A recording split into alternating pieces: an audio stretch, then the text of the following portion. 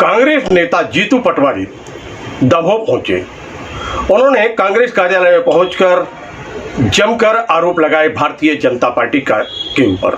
उन्होंने कहा कांग्रेस की सरकार बनेगी। किस प्रकार वह आरोप लगा रहे हैं और क्या जवाब दे रहे हैं, आइए सुनते हैं। एक ऐतिहासिक जिला है और दमोह के नागरिक जागरूक, देशभक्त और अपनी जिम्मेवारी को सही तरीके से निर्वहन करने के लिए जाने जाते हैं। जब दल बदल हुआ, विधायकों की मंडी लगी, लोकतंत्र बिका, तब दमोह की जनता ने भारतीय जनता पार्टी के उस कदम का प्रतिकार किया और फिर से उपचुनाव हुआ तो कांग्रेस पार्टी में विश्वास किया, कमलनाथ जी में विश्वास किया। मैं आपके माध्यम से दमोह के परिवार के जनों को, खासकर दमोह विधानसभा के परिवार के साथियों को, मतदाताओं को साधुवाद देता हूँ, धन्यवाद देता हूँ। उनका आभार तब भी किया था, अब भी करता हूँ। साथियों, फिर मध्य प्रदेश चुनाव के मुहाने पे जो इस 2018 से 23 तक की सरकार थी, वो कांग्रेस पार्टी की सरकार थी।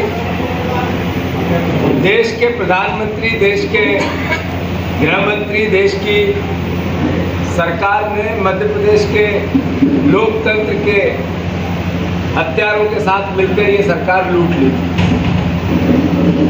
आप देखो, मध्य प्रदेश का प्राचीन एक अपना इतिहास है जिसमें सम्मान होता है विरोधियों का। दल किसी का कोई भी हो, पर एक दूसरे का सम्मान की एक परंपरा मध्य प्रदेश में राजनीतिक क्षेत्र में हमेशा से रही है। यहाँ लोकतंत्र को मजबूत करने के लिए सभ्यता का, संस्कारों का, मर्यादाओं का और लोकतंत्र के चौथे स्तंभ पत्रकारों का, मीडिया जगत का सम्मान हमेशा से होता है। जैसा मैंने कहा कि 20 साल भारतीय जनता पार्टी के, 18 साल शिवराज सिंह जी के, कैसा मध्य प्रदेश उन्होंने इस 20 साल में बनाया और कैसे सब्जबाग उन्होंने दिखाया था। 4 लाख करोड़ के कर्जे में मध्य प्रदेश है, जिसका बजट का 25% पैसा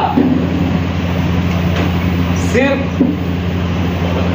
उस कर्ज के ब्याज और देनदारियों में जाता है। सबसे बड़ा बेरोजगार प्रदेश हमारा। 48% युवा 30 साल से नीचे के नौकरी के लिए दर बदर भटक रहे हैं।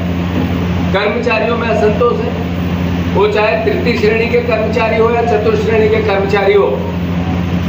जो हालात मध्य प्रदेश में, वो व्यवस्था प्रशासन की है, जो चलाते हैं वो दुखी है।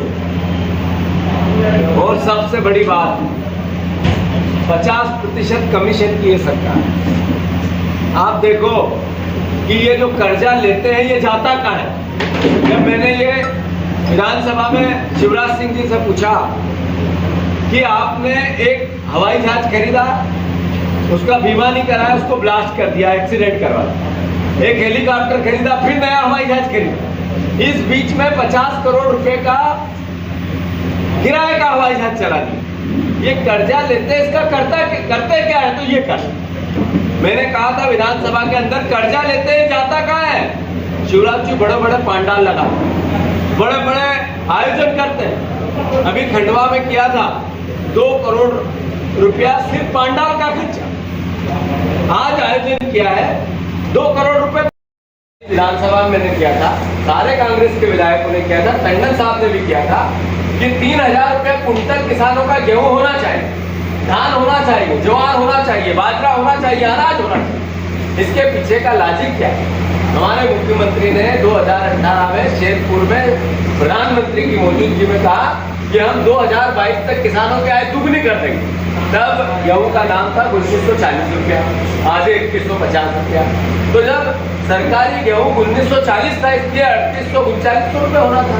हमने 3000 की डिमांड की। शिवराज जी करो, अनाज का और धान का, गेहूं का दाम आपको 3000 रुपये कुंटल देना चाहिए।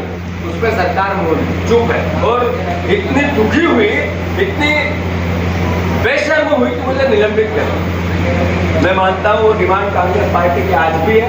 आपको किसानों की आय दुगनी करने का आपने वचन दिया है, उसके वोट दिए हैं, बार बार भाषण दिए हैं, 1 लाख बार भाषणों में कहा है, प्रधानमंत्री ने कहा है। मित्रों, ये थे अब तक के प्रमुख समाचार। हम कल फिर मिलेंगे नए समाचारों के साथ, तो देखते रहिए डीजाना दमो न्यूज। नमस्कार।